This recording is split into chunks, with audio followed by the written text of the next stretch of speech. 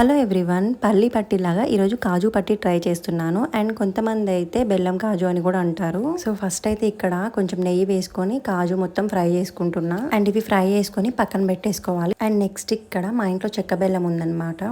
మా వాసు పడుకున్నాడని చెప్పేసి నేను బెల్లం కట్ చేయలేదు. సో అట్లనే వేడి చేస్తాను. అండ్ ఇక్కడ బెల్లం వాటర్ లో కరిగిపోయిన తర్వాత వడపోసుకుంటున్నా. ఎందుకంటే బెల్లంలో కొంచెం ఇసుకలాగా ఉంటది కాబట్టి. అన్నిటికీ ఏముండదు, కానీ చెక్క బెల్లానికి మాత్రం తగులుతా ఉంటది ఇసుకలాగా. సో ఇక్కడ బెల్లం మరిగిన తర్వాత వేరే ప్లేట్లో నెయ్యి రాసుకొని రెడీగా పెట్టుకుంటున్నా. ఇప్పుడు బెల్లం అయితే పాకానికి వచ్చేసింది. వాటర్లో వేస్తే ఇలా గడ్డలా రావాలన్నమాట.